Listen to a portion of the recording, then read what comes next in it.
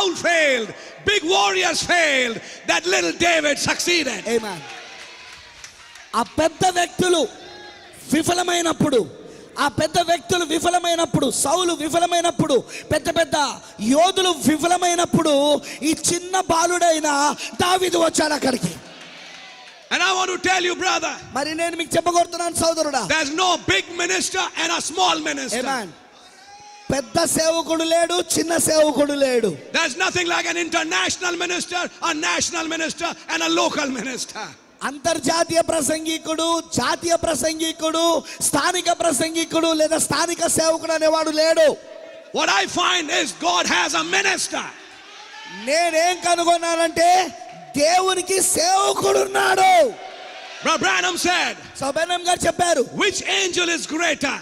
ఏ కాలం గొప్పదై ఉన్నది, The angel from heaven or the angel at the pulpit? ఆమేన్. ఎవరు ఇప్పుడు గొప్పవారై ఉన్నారు, పరలోకం నుండి వచ్చిన దూత గొప్పవాడా లేకపోతే పులిపిడి యొద్ద ఉండి చెప్పుచున్న దూత గొప్పవాడా? The prophet said, ప్రవక్త చెప్పాడు, the pastor is the angel of the church.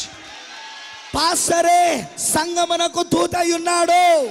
A pastor is a special gift. మరి పాస్టర్ ఒక ప్రత్యేకమైన వరమై ఉన్నాడు. He goes in the holiest of holies. అతను అతి పరిశుద్ధ స్థలంలోనికి వెళ్తాడు. Amen. He gets the hidden manna, మరి అక్కడ దాచబడిన మన్నాను తీసుకుంటాడు, which others cannot get. అది ఎవరి యొద్ద కూడా వేరే యొద్ద వాళ్ళకి ఎవరికి రాదది. And then he feeds the congregation. తర్వాత ఆయన జన సమూహమును దాంతో పోషిస్తాడు. Hallelujah for that. దాన్ని బట్టి హల్లెలూయా.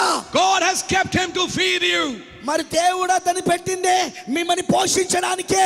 And I want to tell you, brother, మరి సోదరుడా, నేను మీకు చెప్పగోరుతున్నాను, when you respect your pastor, not just because he's a pastor, but because you see a word becoming flesh in your church. ఆమేన్. మరి మీరు ఎప్పుడైతే మీ యొక్క కాపరిని గౌరవిస్తారో, ఉట్టిగా కాపరిని గౌరవించడం కాదు, వాక్యము మీ సంఘములో శరీరధార అవుతున్నదని మీరు ఎప్పుడైతే గౌరవిస్తారో, when you welcome that word, మీరు ఆ వాక్యమును స్వాగతిస్తే, you know what is the problem? Pardon? You know what is the problem? మనకి తెలుసా ఈ సమస్య ఏంటో? People respect the word, ప్రజలు వాక్యమును గౌరవిస్తారు, but when the word becomes man, కానీ ఆ వాక్యమే మనిషి అయినప్పుడు మాత్రం they don't understand that.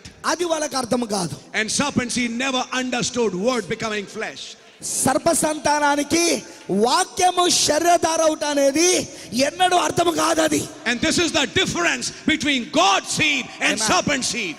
దేవుని యొక్క విత్తనమునకు మరి దేవుని యొక్క సంతానమునకు సర్పం యొక్క సంతానమునకు ఇదే వ్యత్యాసం. When God changes his form, దేవుడు తన యొక్క రూపమును మార్చినప్పుడు, and when he becomes flesh, మరి ఆయన శరీరం అయినప్పుడు, in your age, నీ కాలములో the elect catch it. మరి ఎన్నుకబడిన వారు పట్టుకుంటారు. Malachi 4 became a man. మలకి 4 ఒక మనుషుడయ్యాడు. Brother Branham, సోదరు బెన్హమ్, you recognize that. మరి మీరు దాన్ని గుర్తించాలి. Revelations 10:7 became a man. ప్రకటన 17 ఒక మనుషుడయ్యాడు. And you recognize that gift. Pardon? And you recognize that gift. మరి నువ్వు ఆ వరమును గుర్తించావు. But then, is that all? అదేనా? అంతేనా? ఇక Is the Bible only containing 2 or 3 verses? మరి పరిశుద్ధ గ్రంథంలో 2 లేదా 3 వచనాలే ఉన్నాయా అండి? Oh, it's a big Bible from Genesis to Revelation. ఓ, అది ఆదికాండం మొదలుకొని ప్రకటన గ్రంథం వరకు ఉన్న పెద్ద పరిశుద్ధ గ్రంథమై ఉన్నది అది. Then there was some scriptures that became your pastor. yes. మరి కొన్ని లేఖనాలు ఉన్నాయి, ఆ లేఖనాలు ఏమి పాస్టర్ అయ్యాడు అక్కడ. A God-sent gift is the word stepping out. yes. దేవుడు పంపించిన వరం ఏమిటంటే వాక్యములో నుండి వాక్యము బయటికి వచ్చుటై ఉన్నది. Why is Brother Branham called a Bible prophet? ఎందుకు ప్రవక్త బ్రెన్హామ్ గారిని, సోదరు బ్రెన్హామ్ గారిని బైబిల్ ప్రవక్త అని పిలుస్తున్నారు?